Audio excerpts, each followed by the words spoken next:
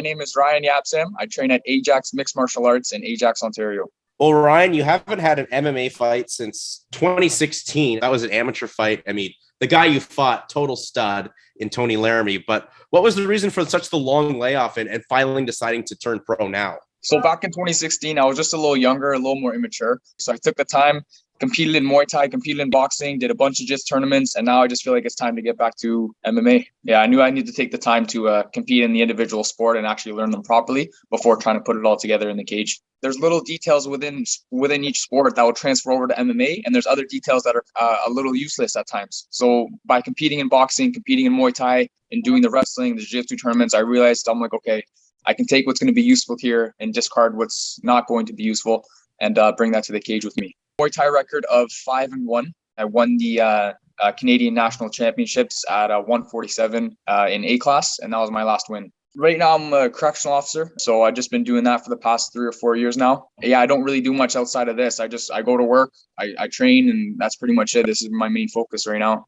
Being a correctional officer kind of prepare you for being a mixed martial artist? You know what? It's kind of similar in the sense that just getting used to someone talking shit or getting used to looking people in the eye and telling them how you feel. And my job is to actually help me prepare for that kind of stuff. It's different kind of stress going in there, but a mixed martial arts bout, there's nothing else like it. And it's the pinnacle of competition that you can get to. So it does help a little bit, but not. And at the end of the day, no. Like once you get in there, there's nothing really that can prepare you for what's going to be thrown at you. We all try to train hard and do the best we can and prepare as much as we can. But at the end of the day, there's no amount of training where you're perfectly prepared. And so you always have to stay ready and always try to improve yourself. I just know that he's generally a Muay Thai stand-up striker who's just recently transitioned to mixed martial arts. I watched his last fight, and from what I saw, he didn't look too well versed on the ground. So I feel like I'm going to have an advantage there. But as far as his striking, his credentials look like they're pretty good. So that's something I'm going to have to respect. I'm not worried about the stand-up at all, though. I think I'm going to have the advantage there as well. So I just know he's a good stand-up striker.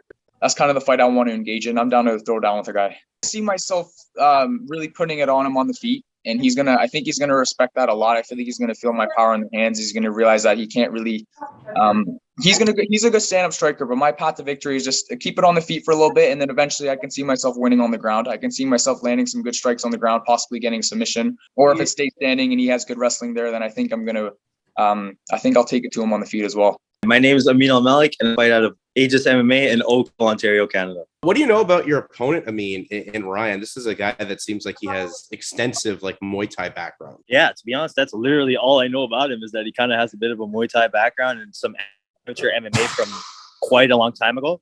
And yeah, I saw some of his recent Muay Thai footage. I thought he's a tough guy, and I think it's a good fight.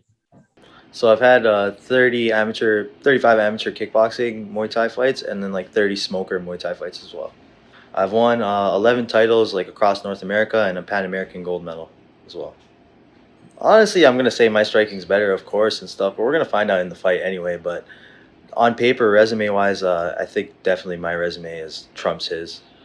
You coming from a striking background, obviously you had to learn wrestling and grappling. Do you enjoy it yet? Yeah. Now, I'd say over the past 2 years, I've definitely learned to love the grappling and started to embrace it a lot more and use it as a tool in my game. I'd say at least 3 years. At least 3 years of getting my ass kicked over and over again. And then it was all right, cool. I can defend some takedowns now. As we were talking about you training at Aegis and NTT and seeing the success that those guys have had, how much does that motivate you going forward in your career? I mean, it's a huge motivator, and to be honest, it's a huge positive because it just makes me feel like I'm surrounding myself around the right people, especially given my deep striking background, right? So if I can just catch up, which I finally have, if I can just catch up, I'll be a force to reckon with, and I think I've finally broken that barrier. And now I have offensive wrestling. I have defensive wrestling. I have submissions off my back. I have submissions from top position. I can ground and pound. I can smash. I can pass. I can do all those things now. Finally. What got me into Muay Thai and kickboxing was watching MMA. I was initially exposed to Randy Couture and Chuck Liddell 2, UFC 52. And when I saw that, I was like, oh, okay. I watched that and I was like, all right, cool. I might be able to do this maybe one day. And I was 12. I think I could test the striking, maybe use my length, or if I want to test the grappling, I think I have the advantage there too, to be honest.